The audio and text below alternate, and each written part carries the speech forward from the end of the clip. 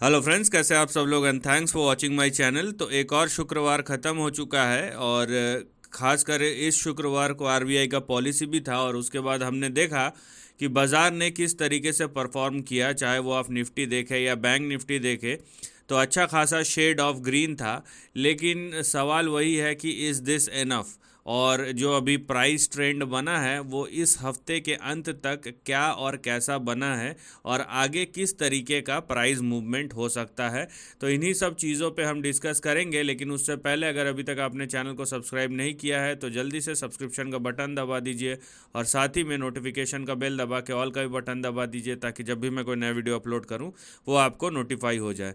तो सबसे पहले आप देखिए सेक्टर का जो परफॉर्मेंस है, चाहे निफ्टी बैंक निफ्टी हो वो भी ज़्यादा नहीं है, 0.33%। निफ्टी ऑटो कर 0.5%। फाइनेंशियल सर्विसेज फाइनेंस के सेक्टर में आज अच्छा खासा परफॉर्मेंस दिया है। निफ्टी एफएमसीजी, निफ्टी आईटी भी थोड़ा सा ऊपर था। निफ्टी मीडिया में थोड़ी सी गिरावट थी, थोड़ी सी गिरावट नहीं, एकदम ही फ्लैट था, क्योंकि आप देखिए 0.4% नीचे, मतलब 1 पॉइंट की भी गिरावट नहीं है।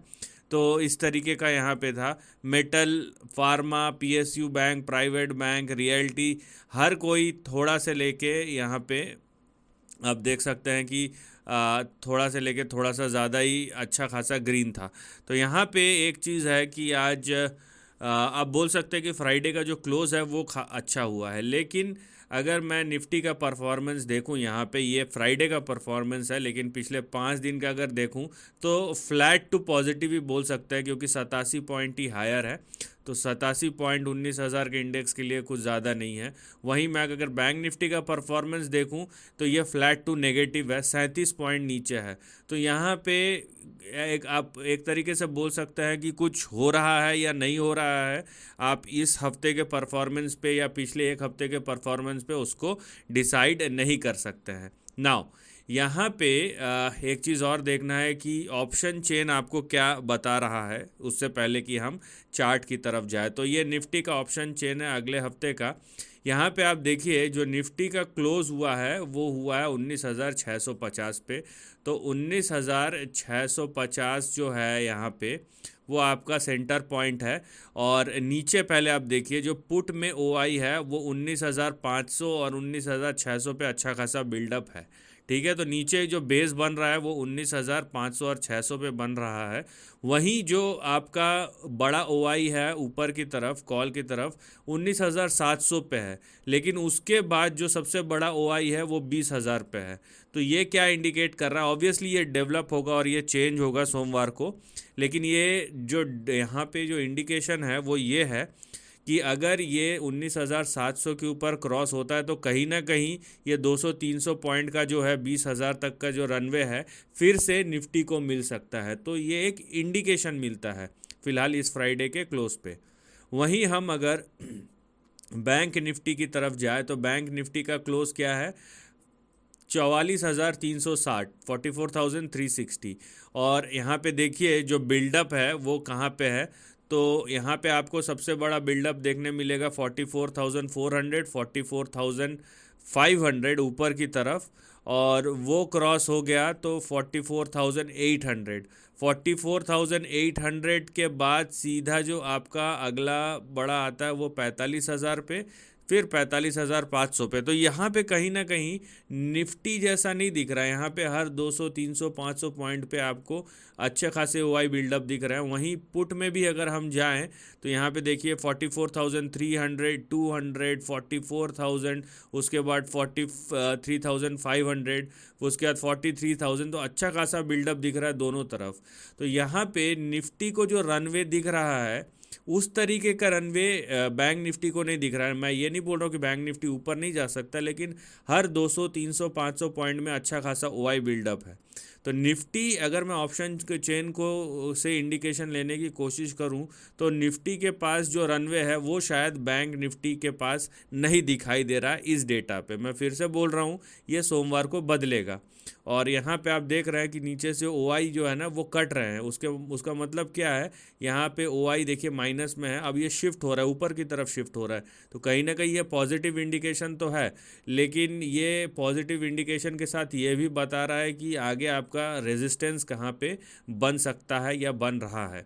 ठीक है, तो इन दोनों चीज़ को आपको ध्यान रखना। अब चलते हैं चार्ट के तरफ, और ये देखिए निफ्टी का चार्ट है। मैं पहले से पिछले 2 हफ्ते से बोल रहा हूँ कि यहाँ पे अगर ऊपर साइड में ज़्यादा नहीं है तो नीचे साइड भी हम ज़्यादा नहीं जाएंगे फ़िलहाल, as of now, until and unless certain things happen, कि वहाँ पे हमें कुछ ऐसा इंडिकेशन मिले।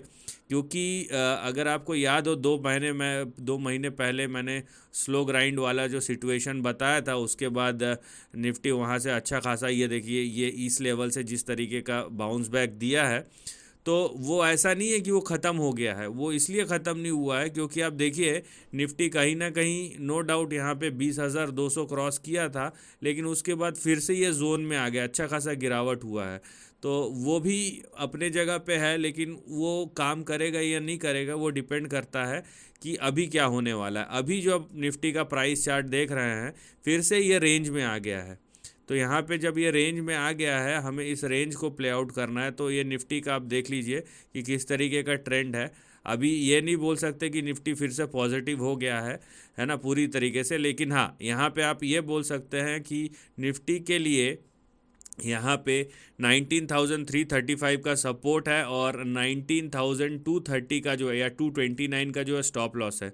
तो 19,229 के नीचे यहाँ पे डाउन साइड होगा। और वहीं हम अगर ऊपर की तरफ देखें तो जो रेजिस्टेंस है वो 19,876 और 20,000 के आसपास, ये कहीं ना कहीं आपका रेजिस्टेंस जैसा काम करेगा। तो इस चीज़ को आपको ध्यान रखना है।